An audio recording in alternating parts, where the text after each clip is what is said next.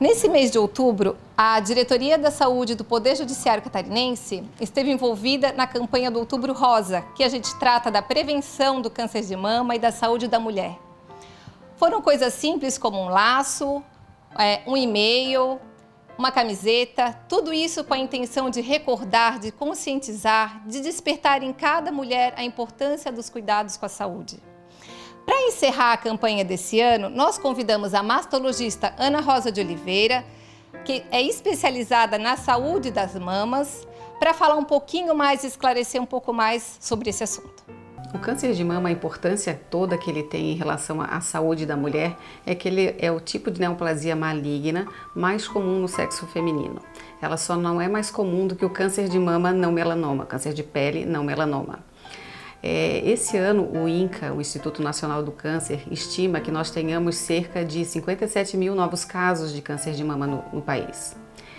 O câncer de mama ele é extremamente mais comum nas mulheres do que nos homens. São cerca de 100 casos para mulheres, para um caso para câncer de mama em homem. A idade de incidência do câncer de mama ela varia bastante. Então, a partir do momento que se tem entre 20 e 25 anos até os 80, 90 anos, a mulher corre risco. Esse risco vai aumentando com a idade, talvez devido aos fatores ambientais ou os fatores que vão diminuindo a imunidade da gente com a idade. Para se prevenir câncer de mama, nós temos alguns fatores associados à doença. Tem fatores que podem ser mudados e outros que não podem ser mudados. Fator que não pode ser mudado, a história familiar. Então, o fator genético. Esse fator genético ele é responsável por 5 a 7% dos casos de câncer de mama. Então, a grande maioria, 90% deles, ainda não se tem a noção o diagnóstico preciso em relação a um gene. Outros fatores seriam a idade da primeira menstruação. Quanto mais cedo a idade da menstruação, principalmente antes dos 12 anos, seria um fator de risco para o câncer de mama. A gravidez, o primeiro parto até os 30 anos é um fator de proteção. A amamentação, ela também seria um fator de proteção, mas quando a gente considera que enquanto a mulher está amamentando, ela não menstrua. Então, a grande proteção seria a não ação dos hormônios ovarianos sobre a mama.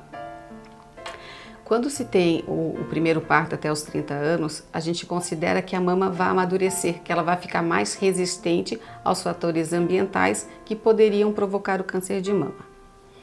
Outros fatores bem associados e que se sempre teve muita dúvida a respeito da influência deles sobre a origem do câncer seriam os hormonais. O uso do anticoncepcional e o uso da reposição hormonal.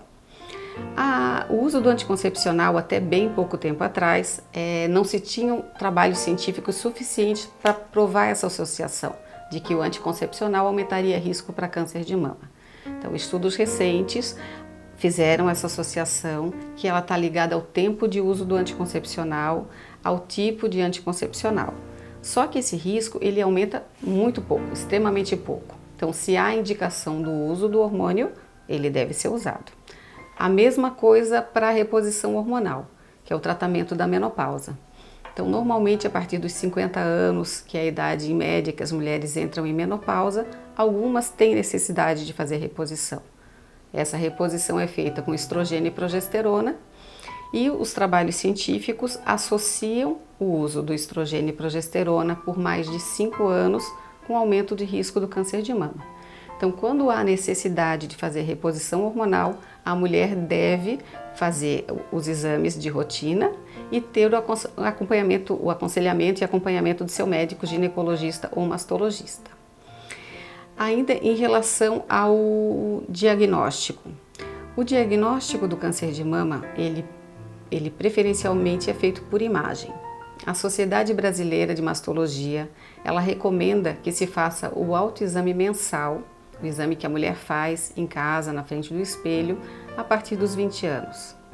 Que faça o exame físico com médico ou profissional da saúde, enfermeira, anualmente, e que a partir dos 40 anos ela inicie a fazer a mamografia. A mamografia ela é o único método de imagem que é comprovado que que ela auxilia o diagnóstico precoce do câncer de mama.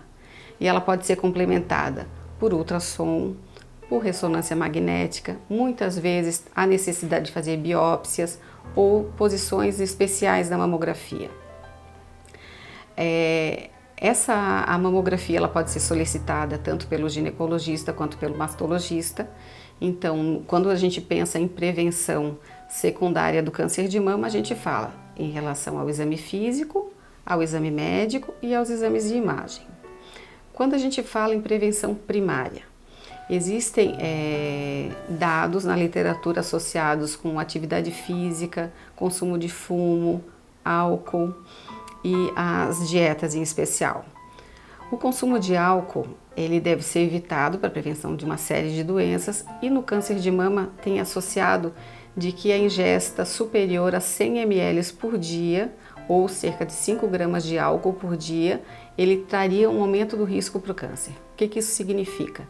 A ingesta de uma taça, cerca de 100 ml, ou uma latinha de cerveja, ou uma dose de uísque, seria o limite máximo diário para consumo sem aumentar o risco.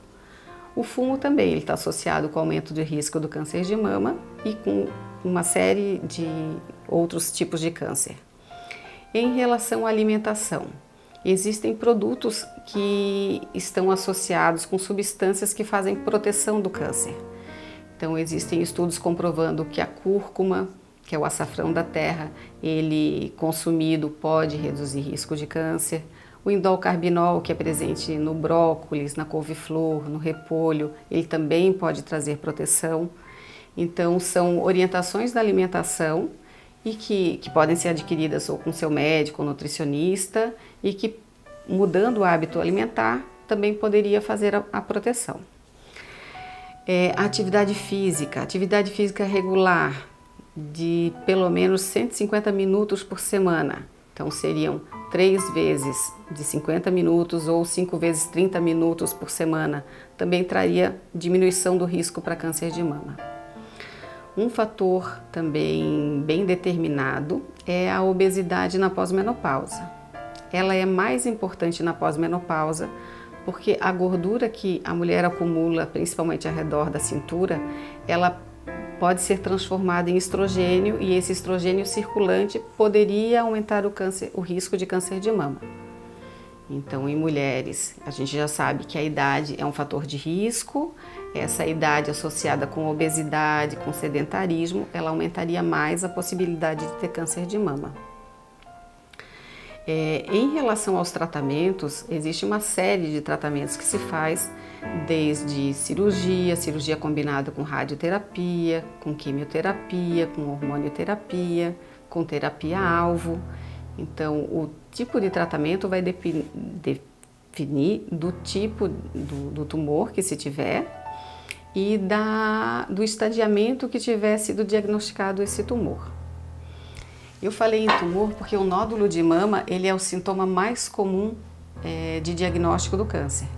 Então, a grande maioria das pessoas diagnostica o nódulo ou pelo autoexame, ou pelo exame médico, ou pelo exame de imagem na forma de nódulo. Outras formas de apresentação são microcalcificações, que só são vistas na mamografia, secreção pelo mamilo, às vezes aparece um linfonodo aumentado, uma retração de pele. Então, existe uma série de sintomas e sinais que podem estar associados com o câncer de mama. O mais comum deles é o nódulo. Quando eu falei no começo sobre o autoexame, é sempre importante que a mulher saiba o que ela está procurando.